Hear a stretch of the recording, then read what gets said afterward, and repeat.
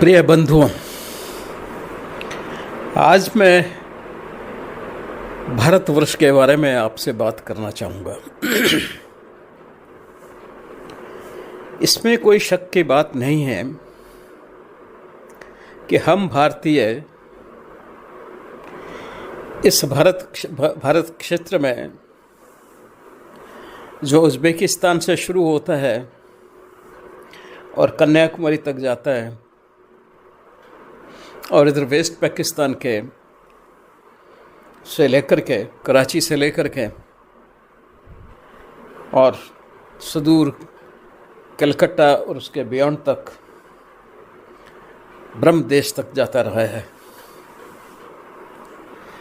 उत्तर में चीन के साथ और चीन के कई हिस्से भारतवर्ष के ही रहे, ऐसा भी इतिहास में आता है। और ये सारा क्षेत्र उधर ईस्ट और वेस्ट में अटक से कटक तक जो जितना क्षेत्र था, यह भारत क्षेत्र कहलाया, या दूसरे शब्दों में यह हिंदुओं की एक लैंड, जिसका मध्य भाग हम कह सकें तो सिंधु था, और उसी के नाम से ये हिंदू शब्द प्राचीन काल में ही उत्पन्न हुआ। और वो हिंदू लोग यहाँ के इस सारे क्षेत्र में रहने वाले हिंद या हिंदू के नाम से जाने लगे।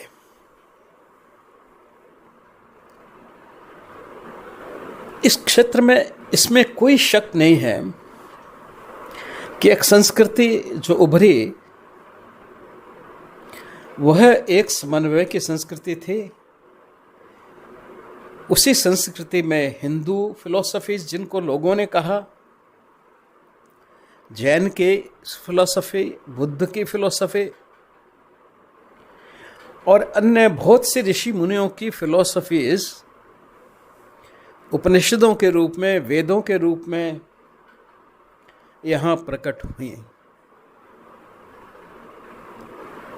इसमें कोई शक की बात नहीं लगती। हो सकता है इनके पूर्वज कहीं इधर उधर रहे हों,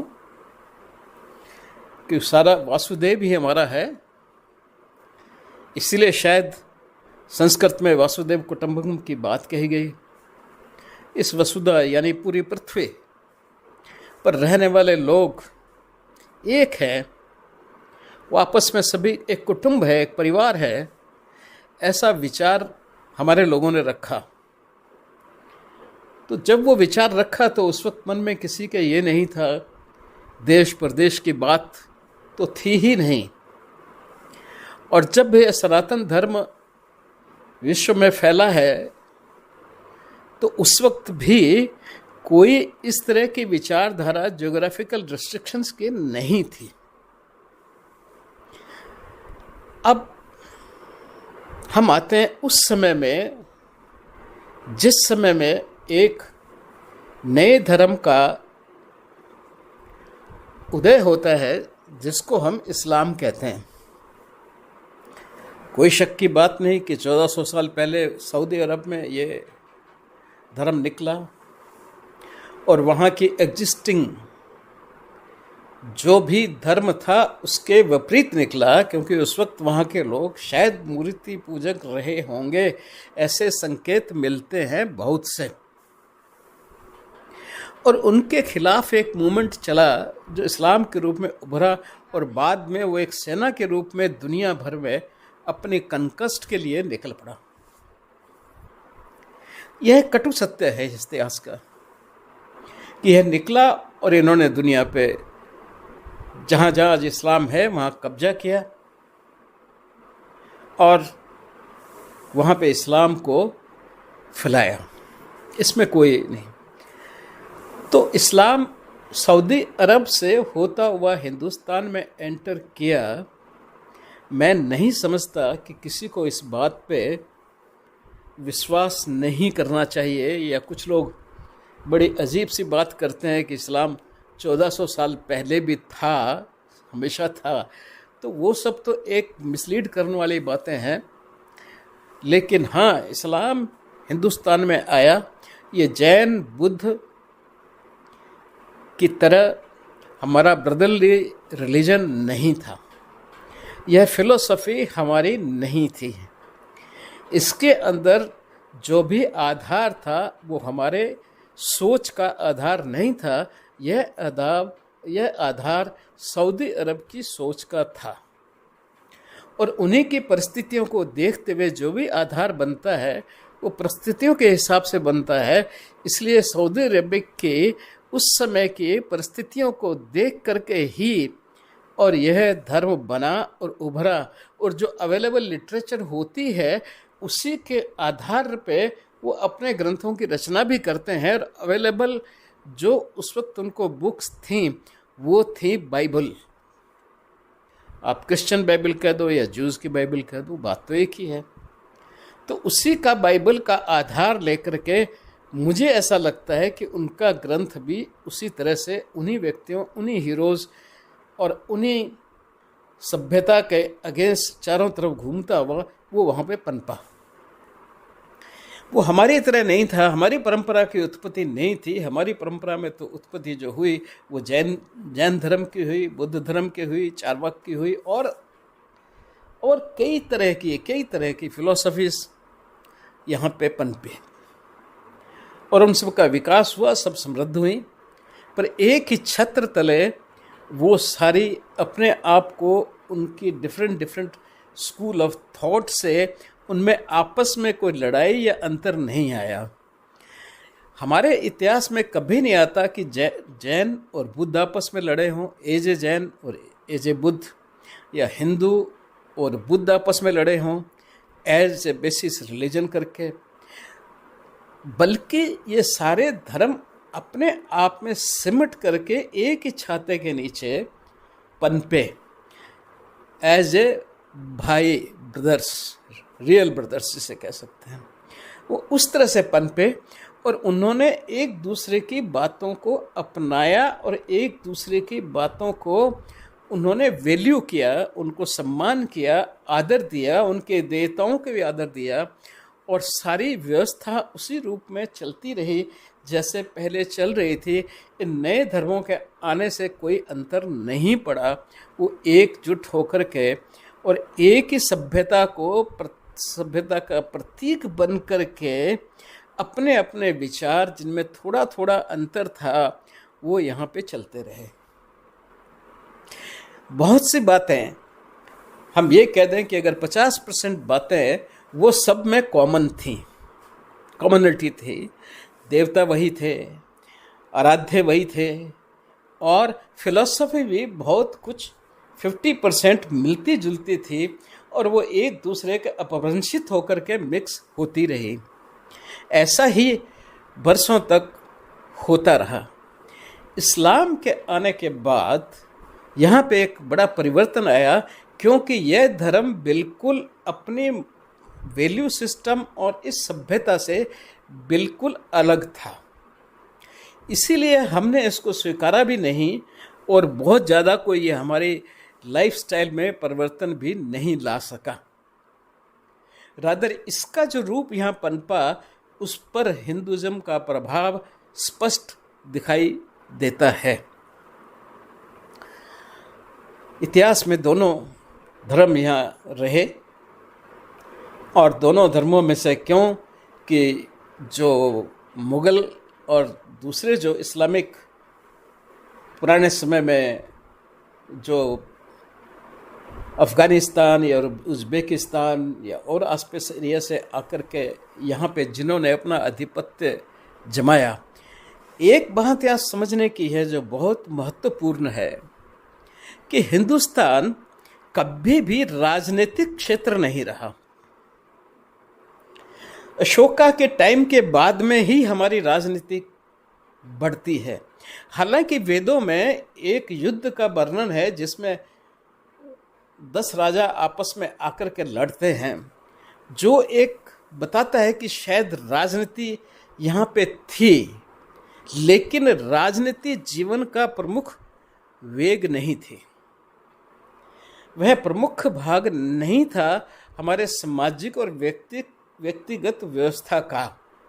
वह एक शासन का विषय था जिसकी तरफ एक आम आदमी का कोई ध्यान नहीं था। वह अपने सिद्धांतों पर, आधारों पर, जो कि मल्टीपल एक फिलोसफीज, स्कूल ऑफ फिलोसफीज पे आधारित था, वह अपने अपने विश्वासों के साथ जीते रहे, भाईचारे के साथ में, बिना किसी अंतर के, बिना किसी लड़ाई के, बिना किसी, ये इशू कभी लड़ाई का बना ही नहीं। फिलोसफी ऑफ लाइफ या धर्म उनका, जैसे जो कह सकते हैं, वो कभी भी हिंदुस्तान की धरती पर इस्लाम के आने से पहले लड़ाई का कारण या विध्वंस का कारण नहीं बना। वह हमेशा अपने ज्ञान को बढ़ाने का एक साधन रहा। इसीलिए इस तरह की लड़ाइयाँ धार्मिक आधारों पर या फिलोसॉफिकल आधारों पे या अपने विश्वासों पे कोई एग्जाम्पल नहीं मिलता हमारे भारतीय इतिहास में, कि इन कारणों से उनको कन्वर्ट करने के लिए या अपनी बात मनाने के लिए किसी ने कोई हमला किया हो या दूसरे को दबाया हो या दूसरे राजा ने किसी दूसरे राजा पे अपना धर्म आरोपित करने के लिए कुछ किया हो, ऐसा कोई हमारे पास उदाहरण नहीं मिलता हमारे इतिहास में। तो ये हमारी परंपरा नहीं थी। हमने राजनीति को हमेशा अलग रखा। वह डे टू डे लाइफ का हम लोगों के ऊपर कोई प्रभाव नहीं डालती थी। इसीलिए कभी एक साथ सत्र राज्य के पूरे इस हिंदुस्तान में कभी कल्पना भी नहीं हुई। उस कल्पना के साथ साथ कभी भी एक ही धर्म गुरु बना करके और सबको उनके नीचे लाने की जो शंकराचार्य से पहले किसी ने वो भी नहीं सोचा। सब अपने फिलोसफीज के चैप्टर्स अवेलेबल थे, स्कूल्स अवेलेबल थे, जिसको जो अच्छा लगता है वो उसमें जाए, उसमें पढ़ाई करे और आपस में लोग वाद विवाद करके नए नए सत्यों और अपने सत्यों का विश्लेषण करने के लिए प्रयासरत रहते थे और उसको आनंद से उसको एंजॉय किया करते थे। और उससे एक ज्ञानवर्धक रास्ता माना जाता था कि भाई अगर दो विद्वान आपस में चर्चा कर रहे हैं, लोग उसको सुनते थे, उनकी किताबें छपती थीं और वह ऐसी तमाम किताबें मिलेंगी जहाँ पे दो विद्वानों के बीच में आपस में चर्चा हो रही है। प्रश्न करने का हमारा अधिकार हमेशा सारी की सारी फिलोसफीज में है। कोई इंडियन फिलोसफी यही नहीं कहती कि आप प्रश्न मत करो, रादर वो कहती है कि वो प्रश्न करो। गीता कुछ नहीं है, एक संवाद है कृष्ण और अर्जुन के बीच में, जहाँ पर अर्जुन उनको प्रश्न पूछते हैं और वो उनका जवाब देते हैं। यही गीता है, भगवद गीता यही है और कुछ नहीं है। उसमें कोई प्रीचिंग नहीं है, उसमें कोई ऐसे सिद्धांत नहीं है कि आपको उसको मानना ही है। ऐसे वहाँ पे कुछ भी हमारे यहाँ पे परंपरा नहीं थी। हमने कहा कि नहीं, तुम स्वयं सोचो और अपना ईश्वर स्वयं ढूंढो, अपनी आस्था और मान्यताओं को स्वयं बनाओ और उनको फॉलो करो कि तुम्हें क्या सही लगता है। तुम ये भी सीखो अपने आप की सही और गलत किस प्रकार उसका निर्णय करना है। इसीलिए तर्क सिद्धांत का हमारे यहाँ सबसे ज़्यादा प्रचलन रहा। और वस्तुतः हमने कहा कि अगर कोई साइंस का विषय है तो तर्क शास्त्र है, क्योंकि तर्क से ही आप किसी भी चीज़ की सत्यता का पता चला सकते हैं या उसको अनुभव कर सकते हैं। तो तर्क एक इनवाइटेड चीज़ थी, एक बहुत ही सुंदर चीज़ मानी जाती थी और इस विषय में विशेष रूप से ट्रेनिंग दी जाती थी सभी लोगों को जो उस समय के स्कूलों में पढ़ते थे। बुद्ध की परंपराओं में आज भी तर्क सिद्धांत पर उनका एक सब्जेक्ट होता है और उस पीरियड में उनको यही सिखाया जाता है कि किस तरह से तर्क किया जाए। बिना तर्क के, बिना संवाद के, बिना प्रश्न के, बिना पूछे आप किसी भी चीज़ को समझ नहीं सकते। हर सिद्धांत जो प्रस्थापित हुआ वह क्वेश्चनेबल था, उस पर प्रश्न किए जा सकते हैं, आज भी होते हैं, और आज भी हम प्रश्न अपने आप से करते हैं, जो उस चीज़ के ज्ञाता है उनसे भी करते हैं, और तर्क के आधार पर हम अपनी अपनी आस्थाएं और मान्यताएं बनाते हैं। उसी सिद्धांत में जब इस्लाम यहाँ आया तो हमने कभी भी उससे इनकार नहीं किया, दुराव नहीं किया। वह भी हमारे लिए एक नया प्रश्न चिन्ह बन के आया, और उस सिंथेसिस से एक सूफीज़्म का जन्म भी हुआ, जो दोनों चीज़ों को डिस्कस करके और वह एक नई फिलॉसफी बना करके लाए, जिसका आधार दोनों तरफ था। इधर का आधार भी था, उधर का भी आधार था। कुछ लोगों का मानना है कि सूफी इसलिए बने वो कि वो बिल्कुल से हमारे जो वेदांतिन और वेदांत के सिद्धांत थे उनको वो समझ चुके थे, अध्यात्म को समझ चुके थे, लेकिन इस्लाम में धर्म सोच छोड़ने का प्रावधान नहीं था। अगर वो धर्म छोड़ते हैं तो उनमें उसको मौत की सज़ा दी जाती थी। इसलिए उन्होंने एक नए प्रकार की परिकल्पना की, जो बहुतायत में, जब मैं उसको पर्सनली व्यक्तिगत रूप से ऑब्जर्व करता हूँ तो हमारे गोरखनाथ परंपरा से मिलती जुलती है। वो सूफीज़्म की परंपरा उन्होंने शुरू की, और जो बहुत पॉपुलर भी हुई सब जगह पूरी दुनिया में, और आज भी बहुत पॉपुलर है। तो वह एक मिश्रण से नई चीज़ जो है हिंदुज़म और इस्लामिज़म के मिक्सचर से रूप में बने। लेकिन इस्लाम उसको इस्लामिक नहीं मानता, वो उसको मानता है कि वो उनसे अलग है। ऐसा प्राय इस्लामिक देशों ने घोषणाएं कर रखी हैं या कह रखा है, और उसमें कोई परिवर्तन कभी इस्लाम में नहीं आया। वो उसी काल के 1400 साल पहले की परिस्थितियों से उपजे हुए सिद्धांतों को ही सत्य मानकर उनको फॉलो करते हैं, जबकि हम विकासशील धर्म में विश्वास करते हैं, जो धर्म हर क्षण चेंज होता है, परिवर्तित होता है। इतना परिवर्तित होता है कि हर सेक्ट का धर्म अलग है, हर अंदर जो सिस्टम्स है, जैसे मैंने बताया है कि बुद्ध, जैन और सभी के उनके आधार काफ़ी कुछ 50% मिलते हुए भी 25-30% अलग अलग सिद्धांत, उसमें नए सिद्धांत पनपे और डेवलप हुए, और लोगों ने उसका आदर किया, सम्मान किया, और उनका सम्मान करने वाला का भी सबने मिलकर सम्मान किया। यह हमारी परंपरा रही है। आज कोई जैन साधु अगर कोई मुझे मिलेगा या कोई बुद्ध का सन्यासी मिलेगा तो मैं उतना ही उनको सम्मान दूंगा जो एक सनातनी साधु या वैदिक साधु या वेदांतिन साधु मुझे मिलेगा। कोई मन में मेरे उनका छोटे बड़े का प्रश्न नहीं रहेगा। वे सारे मेरे लिए सम्माननीय हैं। क्यों?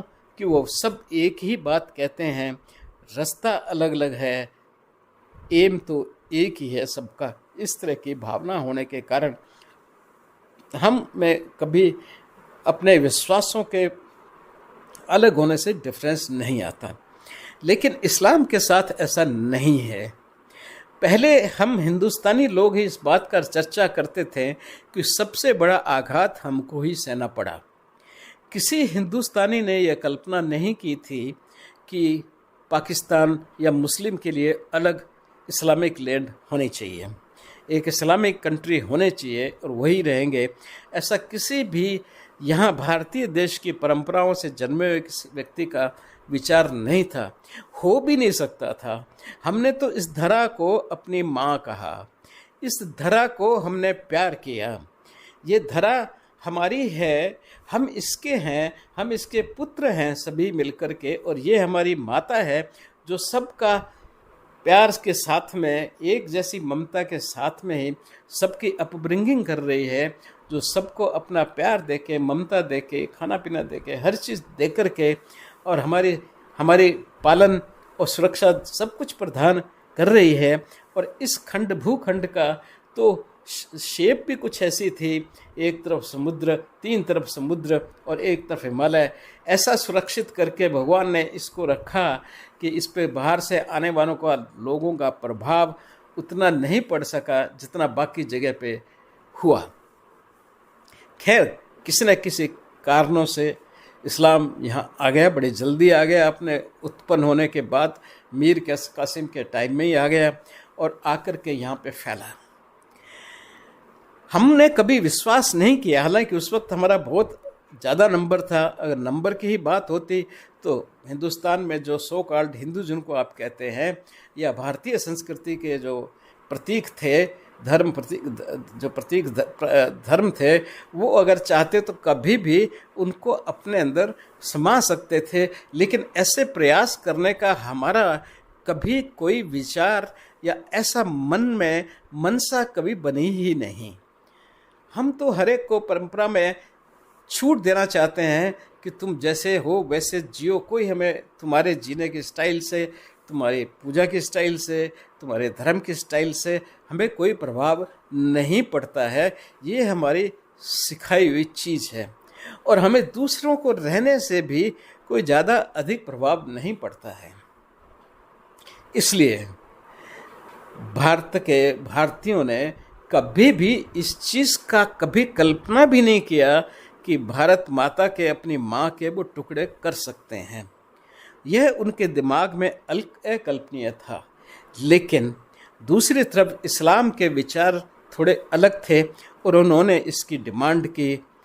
अलीगढ़ यूनिवर्सिटी के जो बनाने वाले थे, उन्होंने ही, सैयद साहब ने ही यह डिमांड शुरू की कि मुसलमान, क्योंकि वे अलग, उनकी विशेषता है, वो एक विशेष धर्म रखते हैं और उसके प्रति, अपने विश्वासों के प्रति बहुत पक्के हैं और वो हिंदुओं के साथ नहीं रह सकते कि उनकी मान्यताएं और परंपराएं अलग है। इसलिए मुसलमान जो है वो उनके बहुतायत में होने के कारण अपने आप को हमेशा असुरक्षित महसूस करेंगे। इसलिए एक नए देश की स्थापना की जाए जिसका नाम पाकिस्तान हो, यानी कि जिसका नाम पवित्र स्थान हो, और वहाँ पे जाके मुस्लिम रहेंगे।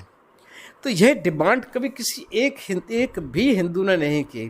किसी हिंदू ने नहीं कहा कि हम मुसलमानों के साथ नहीं रहते हैं, इसलिए मुसलमानों के लिए अलग देश बनाओ। ये मुसलमानों ने ही कहा और पूरे भारतवर्ष के मुसलमानों ने ही ये कहा कि नहीं, पाकिस्तान होना चाहिए, हमारे अलग बनाया जाए। इसलिए पाकिस्तान उस वक्त इस्लाम की पॉपुलेशन के आधार पर दो देश बनाए गए।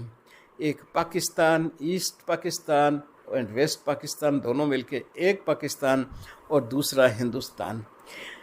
उस वक्त के बंटवारे का आधार था पॉपुलेशन रेशो। तो उस पॉपुलेशन के रेशो से जब पैसा बांटा गया, जो आपके फौजें बांटी गई और हर चीज़ उसी आधार पर बांटी गई, तो फिर उन व्यक्तियों को रहने का यहाँ कोई अधिकार नहीं था जिन्होंने इस चीज़ की डिमांड की थी और इसके लिए वोट किए थे। वोट भी हुए 1946 में। बाकायदा ब्रिटिश गवर्नमेंट ने रेफरेंडम करवाया था और हालांकि वो तरीका दूसरा था, पर उस रेफरेंडम में स्पष्ट रूप से ये जाहिर हुआ था कि पूरे देश के मुसलमान, कन्याकुमारी से लेके और कश्मीर तक और अटक से कटक तक जितने मुसलमान हैं, वो सारे अलग से एक दूसरे देश में रहना चाहते हैं और बनाना चाहते हैं। और वह बना भी, जिन्ना साहब के कारण वह बना भी। तो फिर प्रश्न उठता है कि भाई तुम सारे के सारे वहाँ क्यों नहीं चले गए? जब तुम्हारे हिस्से की ज़मीन और हर चीज़ बंट गई तो तुमको भी बड़े प्यार से, बिना लड़ाई किए, अपने इस हिंदुस्तान को छोड़ करके अपने पाकिस्तान में चले जाना चाहिए था। यह तो इस सिद्धांत की बात कि जब आपने मांगा और आपको मिल गया, और आधार उसका वही था। और एक व्यक्ति की कोई मांग थी नहीं, पूरे भारतवर्ष की, कश्मीर से कन्याकुमारी और महाराष्ट्र से बंगाल तक, पूरे देश की जब यह डिमांड थी एक पक्ष की, तो उस पक्ष को चुपचाप बिना कुछ किए चले जाना था। हम लोग तो नए पहले इस चीज़ में विश्वास करते थे और नए बाद में विश्वास किया। इसलिए हमने आपके ठहरने पर किसी तरह का कोई भी ऐतराज़ नहीं किया। यह हिंदू या इंडिजिनस लोग जो थे उनकी मान्यताओं के कारण था, न कि आपकी मान्यताओं के कारण, न कि इस्लाम की मान्यताओं के कारण। हमारी मान्यता ये नहीं कहती थी कि आप यहाँ से छोड़ के जाएं या न जाएं, ये निर्णय आपका है, हमें आपसे कोई तकलीफ़ नहीं है। इसलिए यहाँ का हिंदुस्तानी चुप बैठा रहा। उसने किसी भी एक भी मुसलमान को ये नहीं कहा कि तुम अपना बोरी बिस्तरा उठा के, जबकि हिसाब से, गणित के हिसाब से ऐसा नहीं होना चाहिए था। एक एक व्यक्ति को वहाँ पे जा कर के और बसना चाहिए था, और एक एक हिंदू को वहाँ से लेके यहाँ आ जाना चाहिए था। पाकिस्तान में तो कोई हिंदू रहा नहीं, जो रहे वो मुसलमान बन गए। हमारे यहाँ तो वो रहे, हमने रहने भी दिया, उनको कहा भी नहीं कि तुम जाओ छोड़ के यहाँ से। और देखने में ऐसा आता है कि बहुत ज़्यादा लोग छोड़ के गए भी नहीं, प्राय सारे मुस्लिम्स यहीं पे रहे। एक थोड़ा सा हिस्सा, इसलिए वो आबादी का हिस्सा वहाँ कराची में देखने को मिल जाता है, लेकिन ऐसे हम ये कहें कि सारे के सारे नहीं चले गए, तो मुश्किल से मेरे ख्याल 20% भी मुस्लिम्स पाकिस्तान नहीं गए होंगे। ऐसा ऑब्जर्वेशन में आता है कि कुछ ज़्यादा लोग उस पाकिस्तान में नहीं गए। यहाँ पे इस्लाम रहा इसलिए कि हम चाहते थे, हमें ऑब्जेक्शन नहीं था। अगर हमें ऑब्जेक्शन होता और अगर हम चाहते तो कभी के चले आते थे। दूसरी बात पे आता हूँ अब मैं, कि इस्लाम मूर्तियों के अगेंस्ट में है, उनको खंडित करने के फेवर में है। यह एक ऐतिहासिक सत्य है। दुनिया भर में उन्होंने मूर्तियों को तोड़ा है, इसको कोई इनकार नहीं कर सकता है। तो आप हैं, उसमें क्या दिक्कत है? आर्य समाजी लोग मूर्तियों को नहीं मानते, लेकिन वो मूर्ति भंजन नहीं करते। वो मूर्ति को नहीं मानते तो नहीं मानते, उसमें क्या फ़र्क पड़ता है? मेरी पत्नी ही आर्य समाजी थी, उसने कभी मेरी भावनाओं का उस तरह से फॉलो नहीं किया जितना कि वो आर्य समाजी परंपराओं को करती थी, और मैं कभी दिल से आर्य समाजी परंपराओं को उतना नहीं मान पाया जितना कि मैं अपने सनातनी समझो मत। लेकिन वो हमारा एक लड़ाई का कारण नहीं हो सकता है। इस इशू के लिए हमारी कभी आपस में चर्चा भी नहीं हुई। तुम अपने उसमें आस्था में सुखी हो, मैं अपनी आस्था में सुखी हूँ। दोनों आस्थाएं एक साथ क्यों नहीं रह सकती? बिल्कुल रह सकती हैं, लेकिन इनका मानना है कि नहीं रह सकती। इसीलिए तो पाकिस्तान अलग से बना। तो भाई अब जब बन गया तो हमें क्यों तकलीफ दे रहे हो आप? खैर छोड़ो उस बात को। मैं बात कर रहा था मूर्ति भंजन के। तो मूर्ति भंजन जो है वो इस्लाम करता है, इसमें कौन इनकार कर सकता है? और कौन इससे इनकार कर सकता है कि उन्होंने हमारे सैकड़ों हजारों मंदिरों को नष्ट किया और तोड़ा? ये ऐतिहासिक सत्य है जिसको कोई झुठला नहीं सकता। लेकिन फिर भी हम झुठलाने की कोशिश करते हैं, इस पे दुख होता है। वस्तुतः किसी भी ईमानदारी के आदमी का अगर उसको लेते हैं तो वो ये कहेगा ठीक है, हमारे पूर्वजों ने या उसने गलती की, भाई हम इसको सुधार देते हैं। आज अंग्रेजों ने भी दुनिया भर से माफ़ी मांग रहे हैं जहाँ जहाँ राज किया। तो आपके पूर्वजों ने मंदिर तोड़े एक आस्था के तहत। अब अगर वो आपकी आस्था वैसी नहीं है, या उस बात को आप समझ पाए हैं कि चलो हिंदुओं ने इतना किया, तो आपको अपने आप सारे मंदिर दे देने चाहिए। वो वैसे भी आपके लायक नहीं है आपके विश्वास के अनुसार।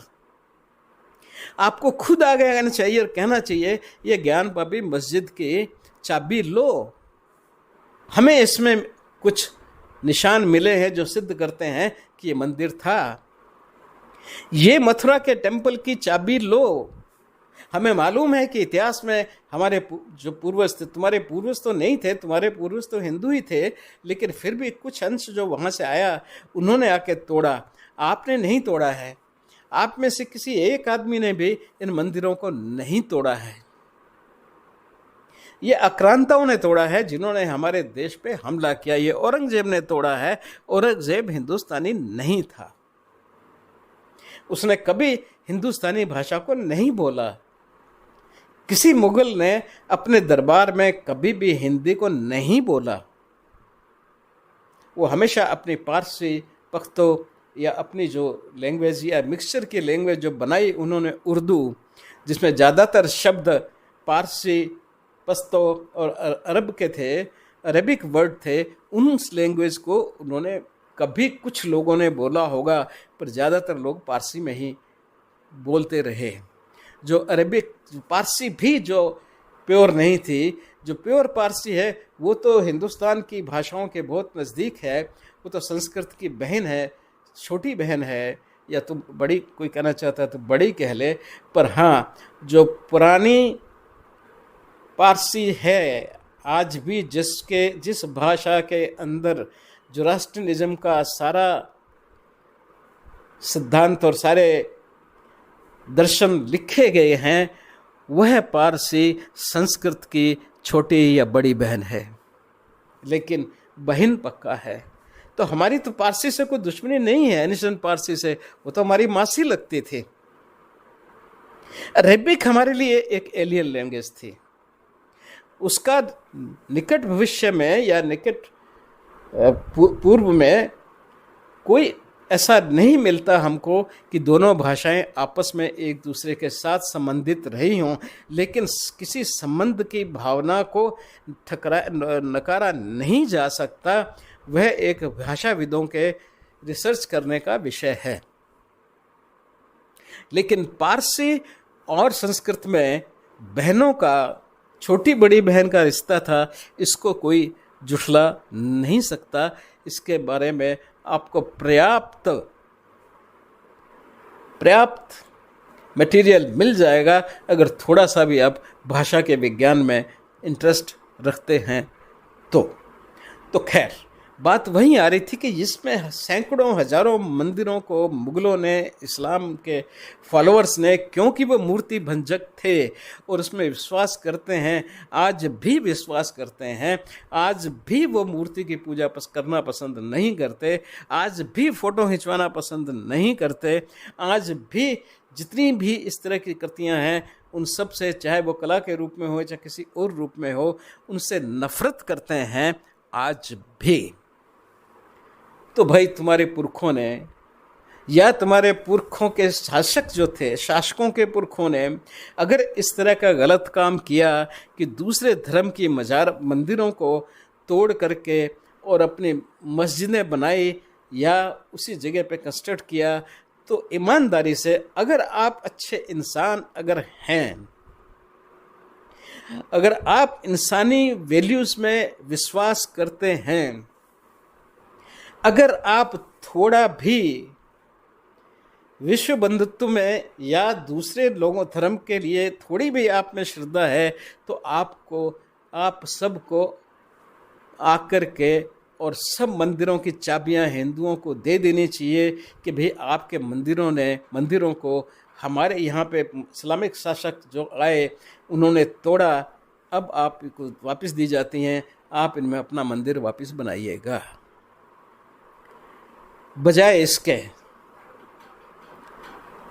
आप अपना अधिकार जताने की कोशिश करते हैं, कोर्ट में केस लड़ते हैं और सब जगह से सिद्ध करने की कोशिश करते हैं, और झूठ को उसकी अंतिम सीमाओं से पार तक बोलते हैं। असंभव से असंभव बात को भी आप बोल करके ये सिद्ध करना चाहते हैं कि नहीं, यह जगह पहले मस्जिद ही थी, और कभी आप ये कहते हैं कि ये धर्म ही उस हिंदू से पुराना है।